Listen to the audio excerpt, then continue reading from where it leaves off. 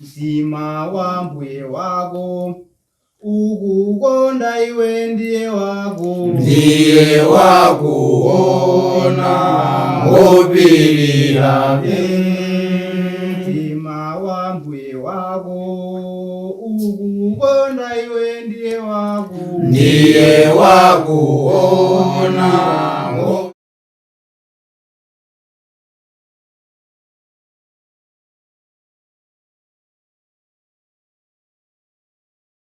Tikulandireni omvera kwina kulikonse kumene muli mu tsiku la lero pamene tikupitirizabe kuphunzira mawu a Mulungu mu programu imeneyi yakudziwa Baibulo langa imene amakupatsirani ndi Lilongwe School of Biblical Studies imene ili ku Mitundu ku Lilongwe.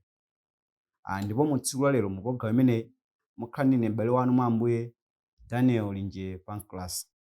Choncho tiyeni tikakhale limodzi kuti tikaphunzire zambiri zimene Mulungu afuna kulankhula nafe makamaka mu programu imeneyi.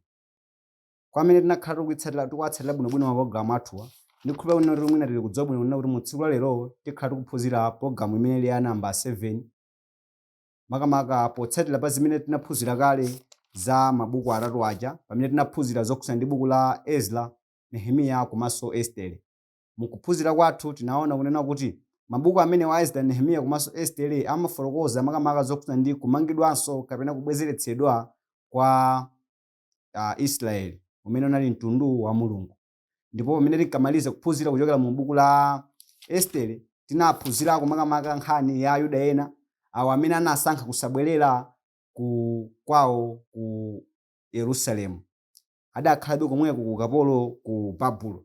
Ndipo tinaona zinthu zambiri zimene zinachitika kuchokera mu buku limenelo la Estere. Ndipo tinaona kunena kuti ndine tikhoza kuphunziramo chani ngati tingakhale ndi chidwi chofuna kumawerenga mawu a Mulungu. Choncho tikaona pakalidwe ka buku Baibulo makamaka mu mndandanda wake mu chipangano chakale tikachoka ku buku la Estere timabwera kudzaona mu buku la Yobu. Choncho mu tsiku la lero tiphunzira nkhani zochokera mu buku la Yobu. Tiyeni tikaoneni kuti buku la Yobu limeneli inu ndi ine tingaphunziremo chani zimene zingaonetse kutipindulira inu ndi ine.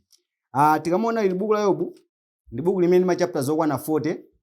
Chingakhale mwina anthu ambiri timangodziwa zinthu zochepa za nkhani yokhudza buku la Yobu, koma ndi buku limene ma chapters ambiri, ma chapters okwana 40. Ndipo buku limene la Yobu limafotokoza ndithu za munthu wina amene anakhala pa dziko lapansi, munthu weniweni ndithu. Timaona zimene zimakamaka tikamuona ngakhale mmene Ezekiel analembera polemba buku la Ezekiel chapter 14 mu verse yake 14 komanso mu verse yake ya 20. Anthu ena mwina tikamalingalira za zimene zinachitikira munthu amene otchedwa Yobu mu buku limeneli timachotsera kunena kuti koma izi zingamuchitikedi munthu weniweni okhala pa dziko lapansi monga mmene ndilili. Tikamuona ngati Ezekiel anafika polemba iyeyo anadziwa ndithu kunena kuti munthu uyu anakhalapo pano pa dziko lapansi ndipo anthu anamuonapo. Ndipo tikamaphunzira kuchokera mu buku la Yobu limene timakwanitsa kupeza kunena kuti Yobu anakhala pa dziko lapansi pano makamaka mu nthawi ya chilengedwe kapena kuti nthawi ya makolo paja pamene tinkaphunzira nthawi zitatu za Baibulo, pamene tinkaona njira zitatu zikuluzikulu zimene Mulungu akhala akugwiritsa ntchito kulumikizana ndi anthu. Tinaona kunena kuti buku la Yobu limeneli lili mu nthawi ya chilengedwe kapena kuti nthawi ya makolo. Tinakamba zinthu zambiri makizo zimene zingachitire umboni kunena kuti buku la Yobu limeneli lili mu nthawi ya makolo, ndipo Yobu amene adakhalanso pa dziko lapansi mu nthawi ya makolo.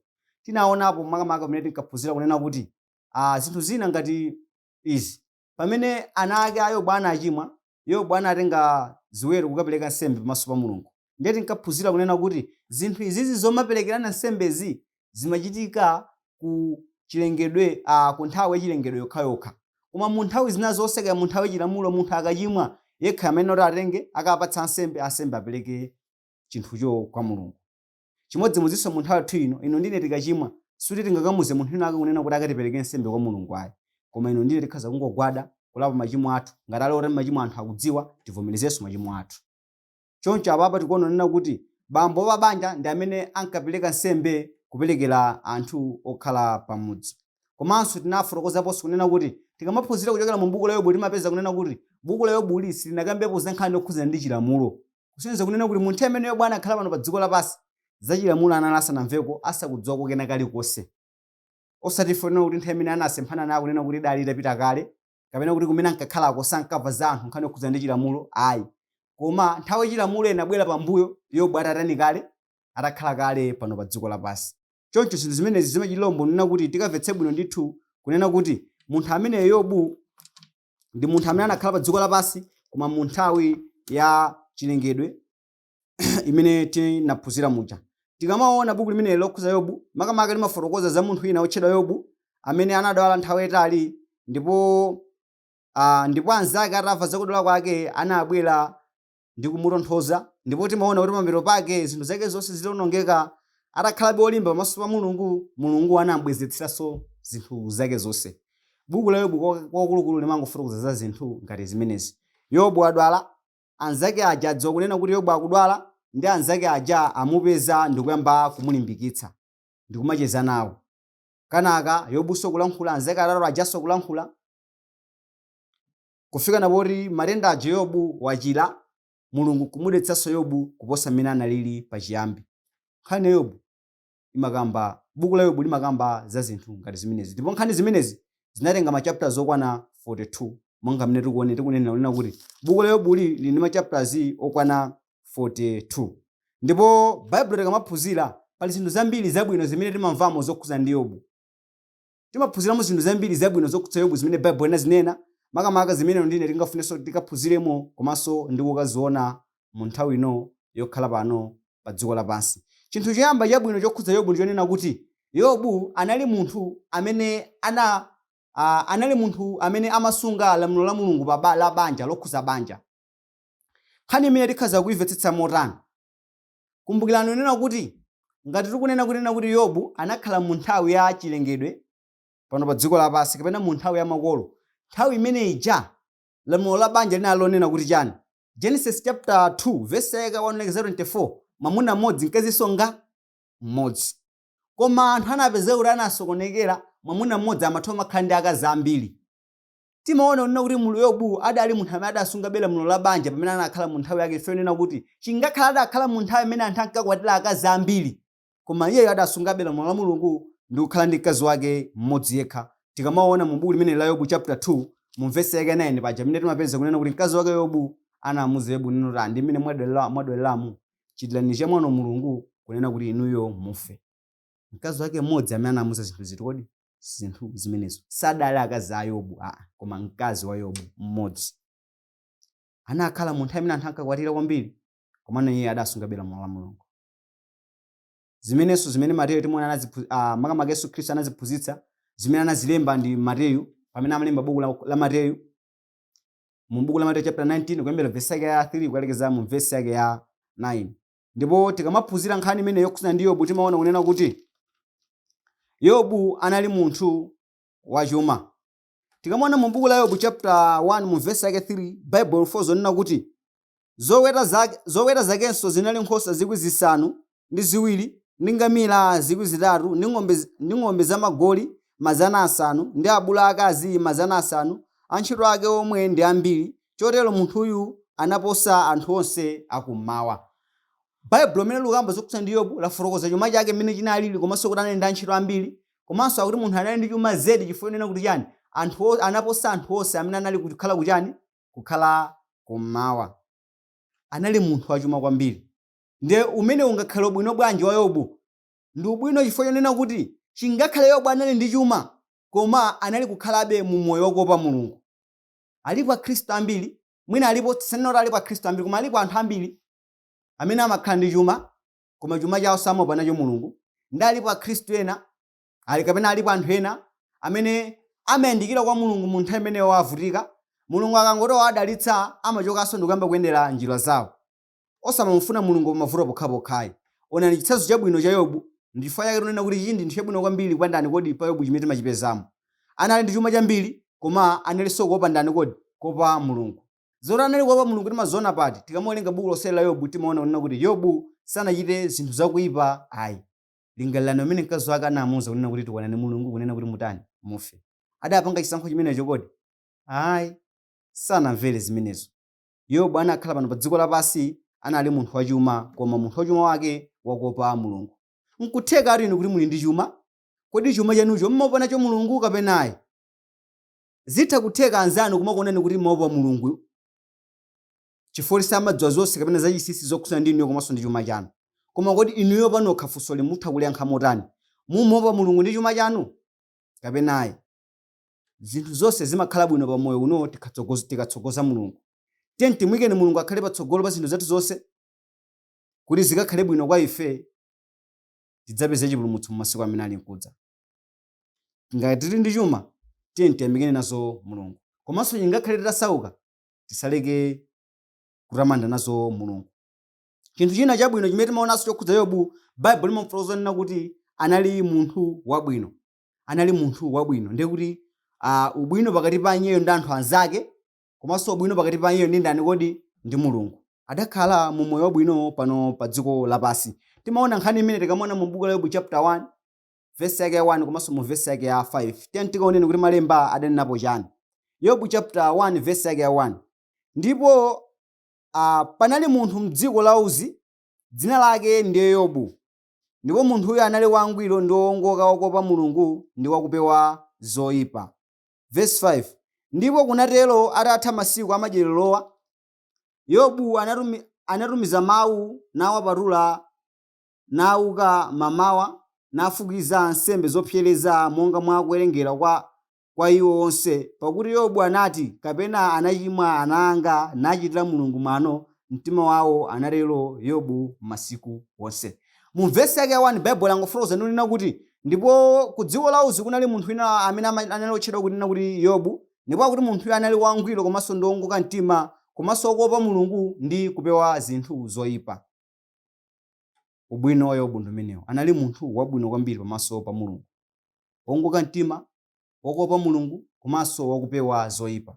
Verse yake 5 yangofotokoza nena kuti pamene anthu anake anachita madyerero mu tsiku ngati la lero, mu tsiku lake la mawa Yobu anadzuka mamawa akapereka nsembe kwa mulungu kunena kuti nkutheka kunena kuti ana anga aja achita zosakhala bwino kapena achimwira mulungu pamene anali ndi chani? Pamene anali ndi chikondwerero. Analibe mu moyo wabwino womapabe mulungu, osafuna zinthu zoyipa pamaso pake. Ndi chifukwa chake adalolera kupereka nsembe kwa ana ake. Paja neno li zinthu zimene zopereka nsembe ana zinali kuchitika mu nthawi yokha, nthawi ya chilengedwe, zimene Baibulo limatsimikiza ndithu nena kuti nthawi imeneyi Yobu anakhala pano pa dziko lapansi makamaka mu nthawi ya chilengedwe kapena nthawi ya makolo. Koma kodi nkhani yomvetsa chisoni ya m'bale wathu Yobu imene inalembedwa mu buku limeneli, ino ndi ineyo tingalingalire kunena kuti inalembedwa chifukwa chonena kuti chani. Tikamawerenga nkhani imene yokhuza ndi buku la Yobu, kwakulukulu buku la Yobu likamaliphunzira limayankha funso lakunena kuti kodi munthu adzatumikira mulungu pachabe? Kodi munthu adzatumikira mulungu pachabe? Timapeza yankho la funso limeneli maka tikamaona mu moyo wa Yobu mmene anakhalira. Anali munthu wangwiro amene zotsatira zake anakapeza mavuto. Atapeza na mavuto nthawi yayitali, nkupirira pa mavuto amenewa, mulungu anamudalitsanso Yobu uja ndi kukhala ndi zinthu zambiri kuposa zimene ali nazo pachiyambi. Munthu sangatumikire mulungu pachabe. Kusamata chikhulupiriro kodi mutakumana ndi mavuto otani. Tiyeni tiziphunzira kuchokera mu buku limeneli la Yobu pamene timalimbitsika mu zinthu zambiri. Komanso tikamaphunzira cholinga makamaka chenicheni cha buku la Yobu kwakulukulu ndikufuna kuti tikazindikire kunena kuti pamene anthu tikukumana ndi machimo pamene anthu tikukumana ndi mavuto, sizimatanthauza kunena kuti ndife ochimwa. Chifukwa mwina anthu timatha malinga onena mwina ife tikukumana ndi mavuto nditi munthu nene nachimwa. Yes, nthawi zina zake mutha kumana ndi mavuto ife kuti mwachimwa, koma si nthawi zonse zimene mungakumane ndi mavuto ife mwatani? Chifukwa mwachimwa. Mavuto ambiri amene timakumana napo moyo wathu amakhala kuti amenewo ndi mayesero. Zimangofunika kuti ine ndine tizindikire mwachangu kuti awa ndi mayesero, nangati ngapewe bwanji kuti tingakhale kumana ndi vuto limenelo koma tisachimwire mulungu monga mmene Yobu anakhalira moyo wake. Anakumana ndi mavuto ambiri komabe anakhala akukakamira mulungu, wakuopa mulungu mu zake zonse ndipo sanachimwire mulungu. Mmakhala motani? Buku la Yobu likutithandizira makamaka pa zolinga zinthu zimenezi. Komanso buku la Yobu makamaka cholinga chake chachikulu ndi chofuna kuti zindikiritse ife anthu tikadziwe kunena kuti nthawi zonse mulungu amatisamalira. Tilipo akhristu ambiri mwina amene timakumana ndi mavuto, tikumana ndi mavuto timaganiza kunena kuti mulungu watitaya. Sizimakhala kuti ndi choncho ayi. Mulungu amasamalira munthu nthawi zonse. Ineyo mulungu utangoleka kukusamalirani kaya mwina kwa mphindi imodzi yokha singakhale ndi moyo. ndiye osamataya mtima makamaka pa zinthu zimene timazipeza mu buku limene la Yobu, kapena mwinanso m'nkhawa zina zimene anthu timakhala nazo zapano pa dziko lapansi. Ndipo tikamaphunzira za nkhani yokhudza Yobu timaona kunena kuti mu buku la Yobu chapter 1 kuyambira mu verse yake ya 1 kukalekeza mu buku la Yobu chapter 2 mu verse yake ya 10 timaona kunena kuti Yobu zinthu zake zonse zinawonongeka ndipo zinatha. Tikamaona mu verse yake 3 timaona nena kuti munthu makamaka mu verse yake ya namba 11 timaona nena kuti munthu Yobu adali ndi anzake. Ndipo tikawerenga mu verse yake 11 imanena chonchi: atamva tsono mabwenzi atatu a Yobu za choyipa ichi chonse chidamgwera, anadza yense kuchokera kwawo, Elifazi wa ku Temani ndi Bilidadi Msuki ndi Zofari wa ku Naama, napangana kudzafika kumlilira ndi kumsangalatsa. Apapo tikuona kunena kuti pamene anzake a Yobu atatu anamva zinthuzi, akuti anabwera kudzamlirira komanso ndi kumsangalatsa Yobu. Pamene anakhala pa dziko lapansi anapanganso maubwezi ndi anthu. Adapangatu maubwezi ndi anthu, maubwezi ake olongosoka. Lingalirani anzako pamene amva kuti zinthu zakuvuta, akubwera nkhani yake kudzakutani kodi kudzakulimbikitsa. Anzake a Yobu amenewa Elifazi, Bildadi komanso Zofari, zimene timaziona mu buku limene la Yobu chapter 2 mu verse yake ya namba 11. Kodi nkhani zimenezi zimene timazipeza mu buku limene la Yobu, inu ndine tingaphunzirepo chani? Inu ndine tingaphunzirepo chani? Nkhani za Yobu zimene zimachitika mu buku limene zinachitika mu buku limeneli, inu ndine tikhaza kuphunziramo maphunziro ambiri amene angakhale opindulitsa makamaka ku moyo wathu wa Chikhristu. Maphunziro ake angakhale ngati ati: nthawi zonse ife ngati Akhristu tikuyenera tikadziwa zonena kuti Satana akhoza kugwiritsa ntchito anthu pakufuna kusokoneza chikhulupiriro chathu pa Mulungu.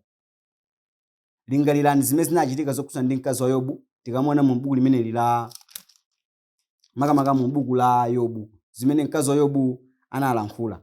Ananena kunena kuti chani? Mu buku la Yobu chapter 2 verse yake 9 mkazi wa Yobu ananena kuti pamenepo mkazi wake ananena naye, kodi umiliranso kukhala wangwiro? Chitira Mulungu mwano ufe. Mkazi wa Yobu pakuona ndi mmene nthenda ya Yobu yakulira, zilonda mmene zilili pathupi pake, anamufunsa Yobu, kodi umilirabe kukhala wangwiro pamaso pa Mulungu? Chitira mwano Mulungu kuti utani? Kuti ufe. Mkazi wa Yobu zinthu zimene ankalankhula zidali zinthu za nzeru kodi? Ayi, anali mawu olankhulidwa chifukwa cha mphamvu ya Satana.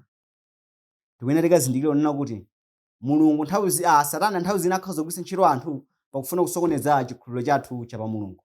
Koma titani? Tiye tizikhala na anthu olimba, tisamasokonezeke, monga mmene m'bale wathu Yobu adaonetsera kulimba mu buku limeneli la Yobu. Komanso tikuyenera tikazindikire kunena kuti mu nthawi zonse pamene ife tili Akhristu tikuyenera tizikhala okhulupirika makamaka mu kuyesedwa. Nthawi zonse tingakhale tikumana ndi mayesero, tikuyenera tizikhala okhulupirika.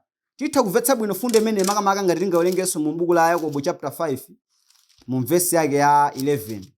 Taonani, tiwayesera odala opirirawo, mudamva za chipiriro cha Yobu, ndipo mwaona chitsiriziro cha Ambuye, kuti Ambuye ali odzala chikondi ndi wachifundo. Timaona kunena kuti Yakobonso pamene anali kuphunzitsa makamaka zokhudzana ndi chipiriro kapena kupirira kapena kukhulupirika pamaso pa Mulungu mu nthawi imene akumana ndi mavuto, adaperekanso chitsanzo cha Yobu. Adanena choncho ndithu kunena kuti taonani, tiwayesera odala opirirawo, monga mudamva za chikhulupiriro cha ndani kodi? Za chikhulupiriro cha Yobu. Pamene inu ndine tikukumana ndi mavuto, timayenera kunena kuti tizikhalabe okhulupirika pamaso pa Mulungu. Zimene tingaphunzire zimenezo kuchokera mu buku limeneli, buku la Yobu. Komanso zinthu zina zimene tingaphunzire ndiyonena kuti mu dzikoli anthu olungama amatha kumavutika pamodzi ndi anthu ochimwa. Si nthawi zonse zimene niyo mukuvutika zingatanthauze kunena kuti ndinu ochimwa. Si nthawi zonse zimene niyo simukuvutika zingatanthauze kunena kuti sinu ochimwa. Koma toyenera tikazindikire kunena kuti mu dzikoli ndithu anthu olungama amatha kumavutika limodzi ndi anthu ochimwa. Lingalirani mwina kunkhani yokhudzana ndi njala. Kodi njala imalambalala kunena kuti awa ndi angwiro pamaso pa Mulungu asamve njala? Aliyense njala amatani? Amaimva ndithu.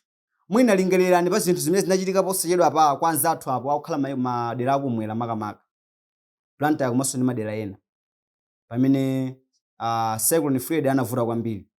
Kodi kumene kuja anthu amene anavutika ndi Fred cyclone tikanene kuti ndi anthu okhaokhawo ochimwa? Mungapeza kunena kuti hayi analiponso kumeneko anthu otani, anthu olungama pamaso pa Mulungu. Tikuyenera tikazindikira kunena kuti mu dzikoli nthawi zonse nthawi zina anthu ochimwa amatha kumavutika limodzi, anthu olungama amatha kumavutika limodzi ndi anthu ochimwa. Tisamataye mtima pamene tikukumana ndi mavuto. Komanso nzofunika umadziwa ife pamene tikukhala ngati Akhristu nena kuti moyowu ndi waufupi komanso ndi wodzala ndi mavuto. Talingalirani mmene Yobu adalili poyamba, kanaka mmene zinthu zake zonse zinathera. Zinthu zake zinatha mwa kanthawi kochepa zedi. Koma nchofunika kunena kuti ndiye tikaphunzire mwa mmene zinthu zija zinachitikira. Munthu wachuma zedi mwa kanthawi kochepa zedi zinapezeka zinthu zake zonse zatani kodi zawonongeka salana kufika pomalimbana ndi thupi lake. Tikazindikira kunena kuti moyo ndi wakanthawi kochepa komanso ndi wodzala ndi mavuto zedi.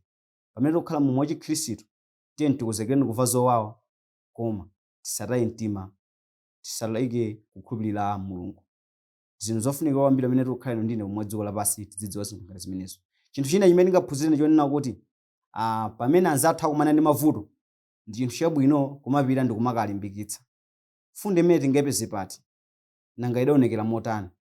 Tikamakaona mu buku limene la Yobu chapter 2 mu verse yake 11 nolekeza 13 tikaonapo kunena kuti anzake a Yobu aja makamaka atatu amene Baibulo lanena aja kunena kuti ndiwo Elifazi, Bildadi komanso Zofari atazindikira kunena kuti Yobu wagwidwa ndi zovuta makamaka zinthu zake zonse zatha komanso ngakhale iye akudwala, akuti anthu amenewa anapita naye pamenepo ndi kukayamba kumtonthoza, kumulimbikitsa. Tikaphunzire pamenepo ife Akhristu. Osanena kuti taona kuti anzathu akuvutika, ife nkumakalankhulira uko zakuvutika kwa anzathu. Ayi. Tiye tikhale pamodzi ndi anzathu amene akuvutika kuti tiwalimbikitse, kuti pamene alimbikitsika mu chikhulupiriro chawo, dzina la Mulungu tsono lizatamandike, lidzakwezeke. Zofunikira kwambiri pamene tikukhala mu moyo wa Chikhristu osaiwala kumaphunzira fundo ngati imeneyo komanso ndi zina zambiri zimene buku limeneli la Yobu limaphunzitsa.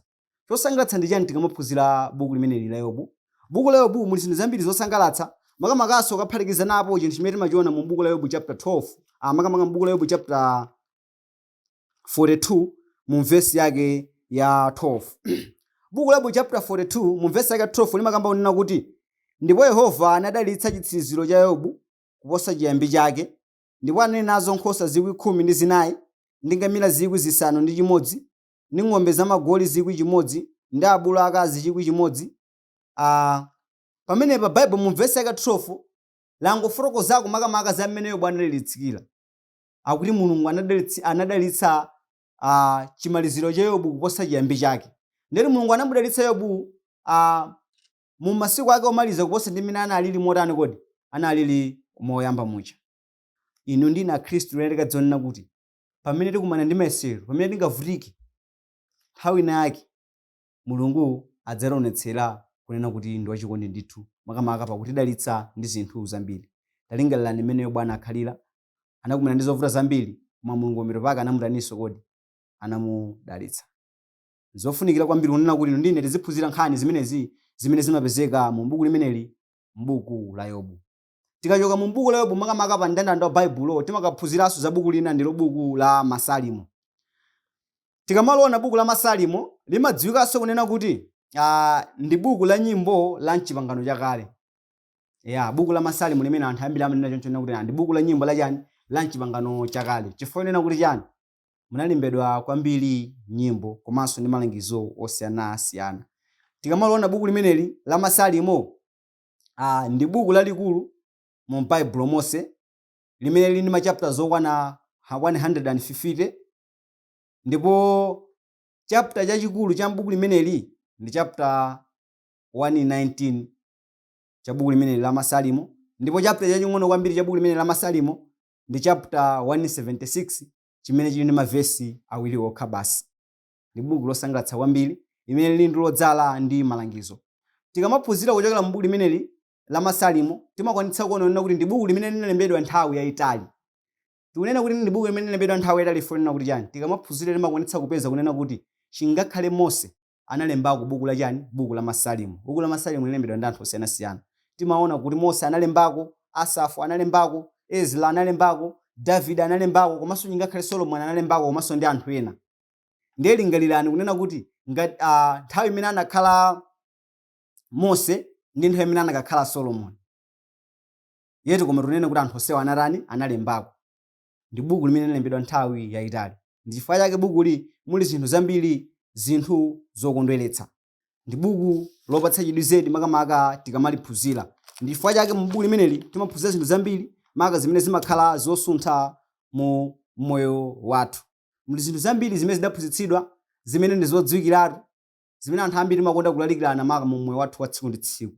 Makamaka tikamaona mu buku la Masalimo 1:19 mu vesi yake ya 9 pamene mawu a Mulungu anayamba kunena kuti mnyamata adzayeretsa bwanji mayendedwe ake akawasamalira monga mwa mawu anu. Mulembe wa buku la Masalimo makamaka Masalimo 1:19 ndi 9 anafotokoza choncho kunena kuti mnyamata adzayeretsa bwanji mayendedwe ake, ndi akuperekanso yankho kunena kuti mnyamata akhoza kuyeretsa mayendedwe ake ngati mayendedwe akewo awasamalira monga mwa mawu a Mulungu. Ngati achita zinthu pa dziko lapansi polenga ndi mmene mawu a Mulungu amanenera, pamenepo akatero chinyamata amakhala kuti akuyeretsa chani, akuyeretsa mayendedwe ake. Kodi ino ndi ineyo pamene tili achinyamata pano pa dziko lapansi, mayendedwe athu mu zochita zathu timapanga polenga ndi mmene mawu a Mulungu amanenera? Ngati sitimapanga polenga ndi mmene mawu a Mulungu amanenera, muganizo kuti sitimachimwa? Mu buku la Masalimo limeneli timaphunzira zinthu ngati zimenezo, nena kuti kodi wachinyamata angayeretse bwanji mayendedwe ake. Zofunikira kumasamalira mayendedwe athu monga mmene mawu a Mulungu amanenera. Komanso chinthu china chimene chimakhaso chosangalatsa chimene timakachipeza mu chapter imeneyi cha namba 119 makamaka mu ndima yake 11 anafotokozako kunena kuti ndinawabisa mawu anu mu mtima mwanga kuti ndisachimwire inu. Ndinawabisa mawu anu mu mtima mwanga kuti ndisachimwire inu. Ndiye timakwanitsa kukapeza malo abwino ofuna kusungira mawu a Mulungu ndi chani? Mu mtima basi.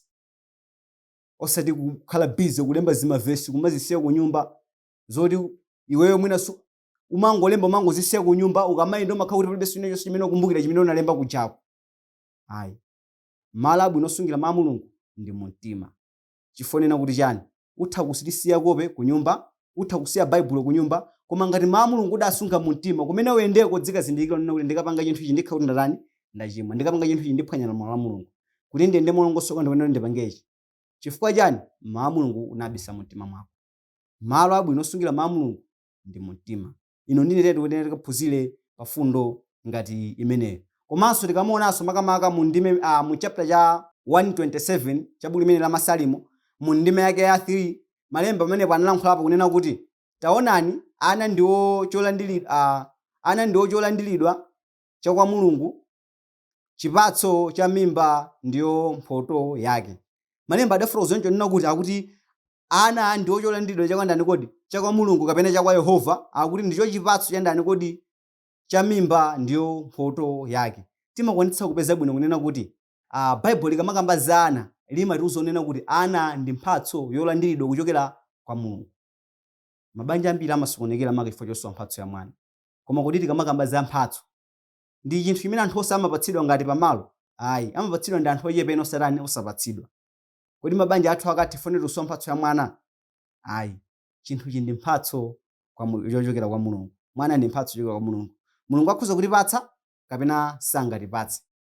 Tere tisamasokonezeke, mabanja athu asamathe chifukwa cha vuto losowa mwana m'banja, chifukwa kuti mwana ndi mphatso ya kwa Mulungu.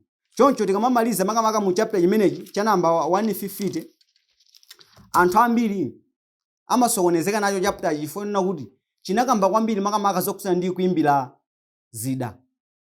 Kuimba Mulungu pakumpembedza pogwisa ntchito zida. Zimene anthu ambiri amaphunzitsa kumanena kuti kugwisa ntchito zida mu nthawi yakupembedza Mulungu nkoyenera. Koma kodi ndi choncho? Munthu utatuganize kunena kuti ndikoyenera, ndiye kuti utokha kuti oganiza polenga ndi mmene umaganizira. Koma tikamaphunzira Baibulo paja tinaphunzirapo kunena kuti ndi nthawi zitatu za Baibulo. nthawi ineli yonse Mulungu amalamulira kunena kuti anthu adzimpembedza potengera ndi mmene Mulungu yakufunira. Potengera ndi mmene iyeyo angakondwetsedwere mu nthawi imeneyo. Ndeti kamaona mu nthawi yachilamulo cha Mose anthu ankampembedzadi Mulungu koma pogwisa ntchito chani? Pogwisa ntchito zida. Kodi mu chipangano chatsopano amalamulira anthu kuti adzimpembedza pogwisa ntchito zida zimbiro? Mukaona kunena kuti ayi. Malemba amafotokoza ndithu kunena kuti zachilamulo zinakwaniritsidwa pa mtanda paja ndi Yesu Khristu. Timaona mu buku la Mateyu chapter 5 verse yake ya 17 ndi 18, mu buku la Luka chapter 24 mu verse yake ya 24, pamene timakwanitsa kumamvetsa bwino ndithu kunena kuti zinthu zonse zachilamulo zinakhomeredwa pa mtanda paja. Ndipo ife pano sitikuyenera kuchita zachilamulo. Tsono kuyimbira Mulungu, kuyigwisa ntchito zida pakuyimbira Mulungu ndi zinthu zimene zinali mu nthawi yachilamulo. Kodi ife tikuyenera kuti tizipangabe zimenezo? Tikamawerenga Baibulo mu chipangano chatsopano palibe kupitilira kwa lamulo limene lija. Lamulo lomuyimbira Mulungu pogwisa ntchito zida ndi lamulo la templo, ndi losapitilira. Timathandizika bwino tikamaona mu buku la Kolose chapter 2 verse 4 komanso mu buku la Galatiya chapter 3 verse 23 kugeza 25, pamene amakamba ndithu kuti pamene tili mu nthawi ya Yesu Khristu sitikuyeneranso kumasunga zinthu zina za kuchipangano chakale, makamaka za nthawi ya chilamulo. Za nthawi ya chilamulo za nthawi ya Yesu Khristu imene chingakhala nene ambiri analoserapo pozindikira nena kuti zinthu zina zidzasidwa ndithu. Timaona mu buku la Yeremiya chapter 31 kuyambira verse yake 31 kugeza 34 analoserako zinthu zimenezo. Ndipo tikuyenera tikamvetsetse bwino tikadziwa kunena kuti tili mu nthawi ya Yesu Khristu imene tikuyenera timpembedze Mulungu potengera ndi mmene buku la chipangano chatsopano limalankhulira. Titha kuzindikira zimenezi ngati timawerenga mu buku la Hebrew chapter 7 verse yake 12, komanso tikaona buku la Hebrew chapter 8 verse yake 6 kugeza 13, komanso timaona mu buku la Hebrew chapter makamaka mu buku la Efeso chapter 5 verse yake 19, Akolose chapter 3 verse yake 16, kunena kuti makwaya komanso kugwisa ntchito zida pakupembedza Mulungu nkosayenererayi. Pokhala kuti kuyimbira Mulungu ndi kupembedza, munthu aliyense amene wapita kutchali chamene oti akapembedze nawo, osati tisankhe kagulu kuti akagula kankamene kayimbire Mulungu. Ndeti gulu linali limakhala kuti silikutani nawo, silikupembedza Mulungu kudzera mu kuimba nyimbo. Komanso osagwisa ntchito zida. Chifukwa nena kuti chani? Tili mu nthawi ya Yesu Khristu. Choncho Baibulo limatifotokoza nena kuti zida zimene tingagwisa ntchito pomupembedza Yesu Khristu mu nthawi ino ndi zinthu ziwiri zokha. Lidapereka zida ziwiri zokha buku la Hebrew. Zinthu zake ndi chani? Mtima komanso milomo yathu. Basi tenti zimepembedzani Mulungu pogwisa ntchito zida ziwiri zimenezi, osati pakuphatikizirapo zinthu zina zimene zizirutsa mawu, zimene sizimapereka uthenga wina uliwonse. Ndikhulupirira kunena kuti taphunzirapo zambiri kuchokera mu mabuku awiri amenewa, makamaka mu buku la Yobu komanso pamene timamaliza ndi kuphunzira buku limeneli la Masalimo. Choncho ndikakupemphani kunena kuti mu tsiku limene lili nkudza mudzakhalenso pompano amene lidzapitize ndi kuphunzira mabuku ena otsatira kuti tidzadziwe za chinsinsi chozama chokhudza ndi Mulungu, zimene amafuna mmeneno ndine tikuyenda kumakhalira mu masiku ano a moyo wathu wa tsiku ndi tsiku. Mwina nkutheka kuti tili ndi funso kapena ndemanga pa maphunziro athu amenewa, komanso ngakhalenso maphunziro ena onse okhudzana ndi Baibulo amene amatizunguza mutu. Tilomasuka kutumiza uthenga kapena ndemanga zathu makamaka ku nambala iyi 0 766 018. Kumbukirani nena kuti programu imeneyi amakupatsani ndi Lilongwe School of Biblical Studies imene ili ku Mitundu ku Lilongwe. Ndipo mu tsiku la lero munali ndine m'bale wanu mwa Ambuye Daniel Njepankrasi. Mulungu akudalitseni nonse. Zikomo. Mtima wa Mbuye wako ukukonda iwe, ndiye wakuona ngopirira. Mtima wa Mbuye wako ukukonda iwe, ndiye wakuona